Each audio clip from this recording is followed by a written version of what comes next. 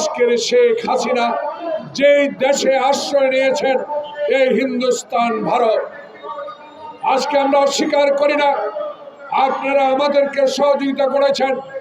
সহযোগিতার নামে যদি বাংলাদেশকে দখল করার কোনো স্বপ্ন আপনাদের থাকে, সেই স্বপ্ন কখনোই আপনাদের সফল হবে না।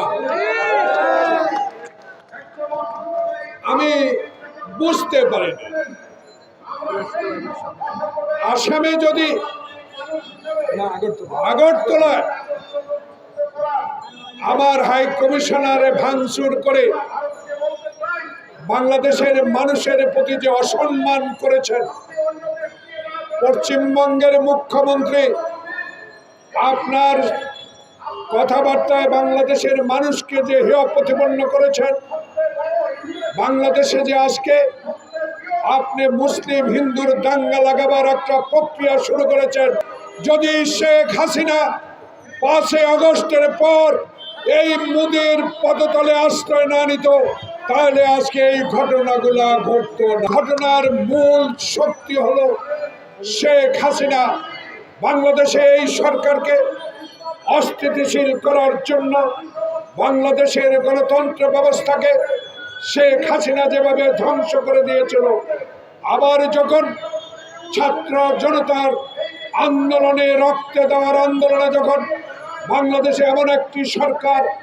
প্রতিষ্ঠিত হয়েছে, যেই সরকার একটি নির্বাচন দিয়ে বাংলাদেশের জনগণের প্রত্যাশা পূরণ করবে, তখনই সেই মুহূর্তে আজকে বাংলাদেশে এক চিন্ময়ের নামে, যে বাংলাদেশের স্বাধীনতা বিশ্বাস করে না, যে বাংলাদেশে হিন্দু মুসলিম দাঙ্গা সৃষ্টির খলনায়ক, তার পক্ষ অবলম্বন করে বাংলাদেশের মানুষের প্রতি আপনি যেইভাবে আচরণ করছেন, স্বাধীন দেশ হিসেবে সেটা আপনার করা উচিত ছিল না। আমরাও স্বাধীনতা অর্জন করেছি। আমাদের স্বাধীনতা রক্ষার জন্য আমরা জীবন দিতেও প্রস্তুত।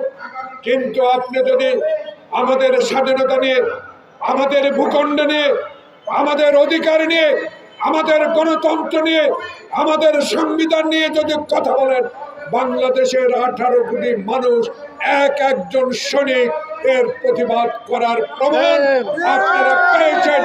বাংলাদেশের সকল রাজনৈতিক দল সেদিন ডক্টর ইউনূসকে ওয়াদা করে দিয়ে আসছে, আমরা আছি, আমরা আপনার পাশে থাকবো।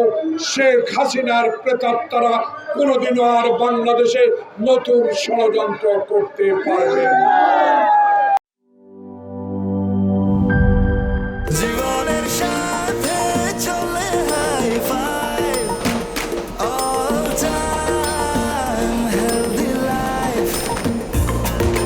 জার্নিতে স্বাস্থ্যকর all time family cake, all time healthy life.